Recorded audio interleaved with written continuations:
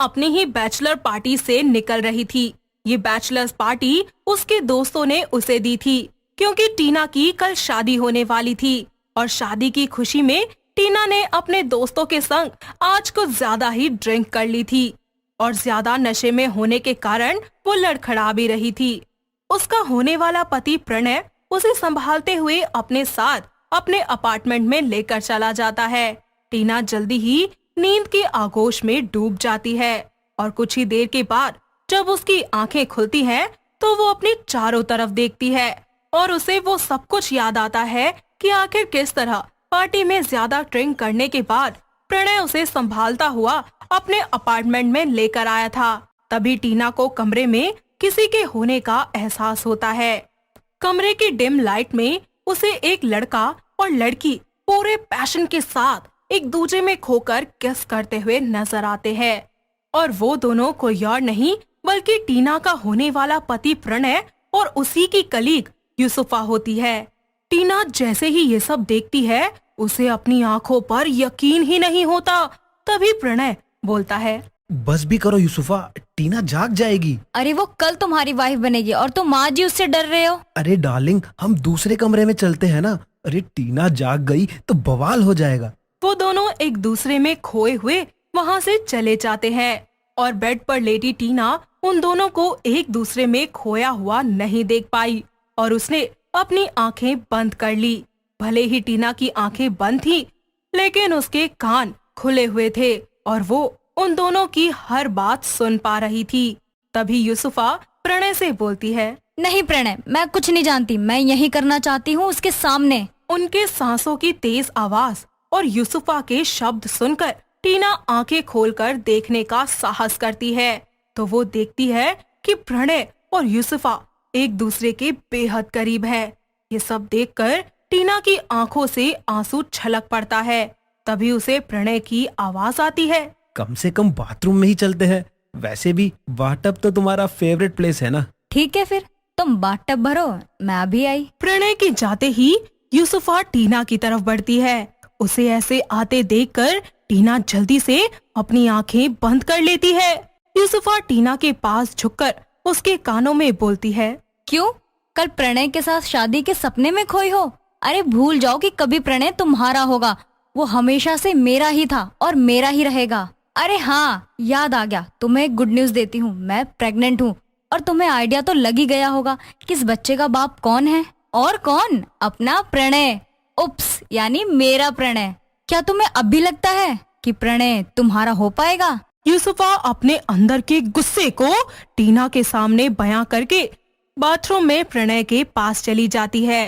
तभी टीना को अपनी 3 साल पहले की जिंदगी याद आती है और वो एकदम से घबराकर खुद से बोलती है, नहीं, ये सच नहीं हो सकता, ये सब एक सपना है। जब मेरी नींद खुलेगी तो मैं ये सब कुछ भूल चुकी होंगी। हाँ, ये सब कुछ एक सपना है। यही सोचते सोचते टीना की आंख लग जाती है और जैसे ही वो सुबह उठती है उसे वो सब कुछ याद आता है। उसकी आंखों के आगे यूसुफा का वो चैलेंजिंग चेहरा बार बार नजर आता है। कुछ देर के बाद टीना तैयार होकर बाथरूम से बाहर निकलती है। तभी प्रणय दूसरे कमरे में से उसके पास आता है। उसे देखकर ऐसा लग रहा था कि जैसे कल रात कुछ हुआ ही ना हो। वो टीना के करीब आता है और उसे कहता है, तुम बहुत प्यारी लग रही हो। अब तो मुझसे इंतजार ही नहीं हो रहा टीना। चलो चलो जल्दी से रजिस्ट्रेशन ऑफिस चलते हैं। यूसुफा कुछ तो करेगी, पर क्या? टीना बिना देरी किए तैयार होकर रजिस्ट्रेशन ऑफिस के लिए प्रणय के साथ निकल ही रही होती है कि तभी प्रणय का फोन बजता है और स्क्रीन पर यूसुफा का नाम फ्लैश होता है।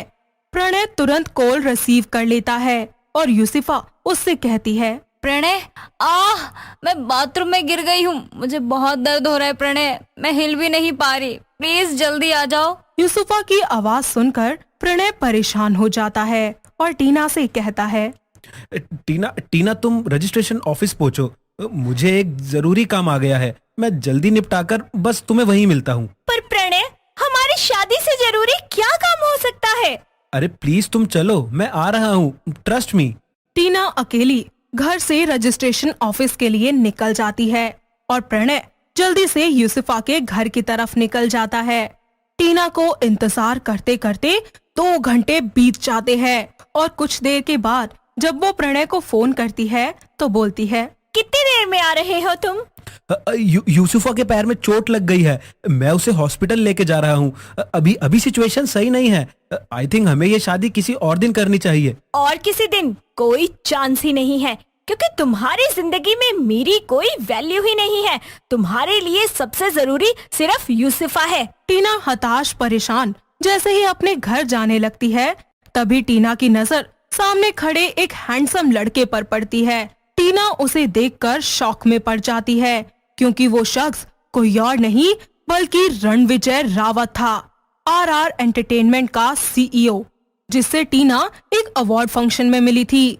टीना ये सब सोच ही रही होती है कि तभी रणविजय का असिस्टेंट उसके पास आता है और उनकी बातचीत टीना सुन लेती है। सर, रूही फोन नहीं उठा रही, ना ही वो अभी तक यहाँ आई है। उससे कांटेक्ट करो और कहो अगर वो 10 मिनट में नहीं आई तो उसे यहाँ आने की कोई जरूरत नहीं है। सर, एक्चुअली उसने मैसेज किया है कि वो जिस लड़के से प्यार करती है वो उसके साथ जा रही है, और सर वो आपसे शादी नहीं करना चाहती। कोई बात नहीं, इट्स हर लॉस।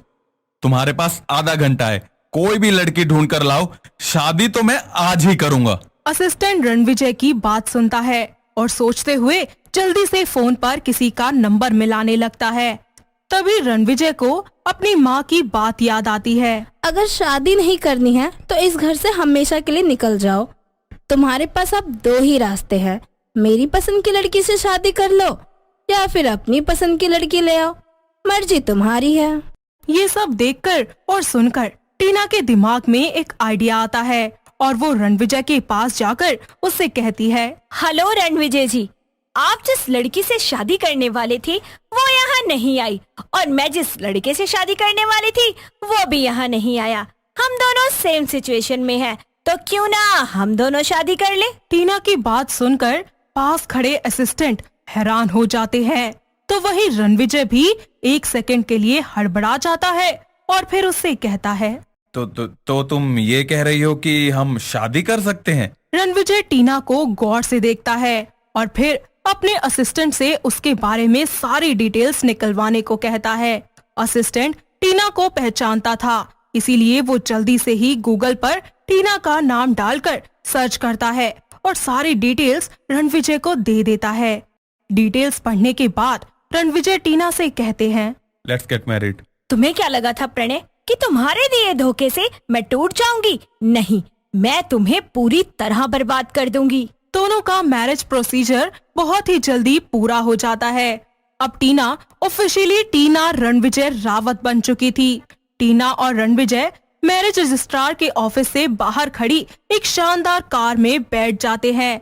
इससे पहले कि टीना कुछ कहती, रणविजय उससे बोलता है, थैंक यू फॉर मैरिंग मी। इसके बदले तुम्हें जो भी चाहिए तो मुझे बता सकती हो, मैं अरेंज करा दूंगा। मुझे कुछ नहीं चाहिए, बस मेरी 2 शर्तें हैं। हाँ, बेहिचक कहो, क्या शर्तें हैं? मेरी पहली शर्त, जब तक कि ऐसी कोई सिचुएशन ना आ जाए कि आपको बताना ही पड़े, तब तक आप प्लीज हमारी शादी को पब्लिक नहीं करेंगे। और दूसरी शर्त ये, आप मेरे पर्सनल मैटर में दखल अंदाजी नहीं करेंगे।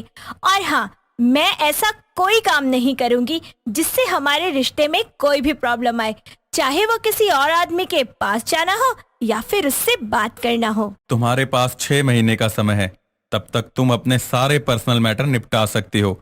मैं तुम्हें तंग नहीं करूंगा, लेकिन उसके बाद हम शादी की अनाउंसमेंट सबके सामने करेंगे और एक ग्रैंड मैनर में रीति रिवाजों के साथ शादी करेंगे। थैंक्स। हम अब शादीशुदा हैं, तो हम अकेले नहीं रहेंगे और तुम भी मुझे बिना इन्फॉर्म किए कहीं नहीं जाओगी। और तुम्हारे पास 3 दिन है, तब तक तुम्हें जो भी साथ लेकर आना है ले आओ।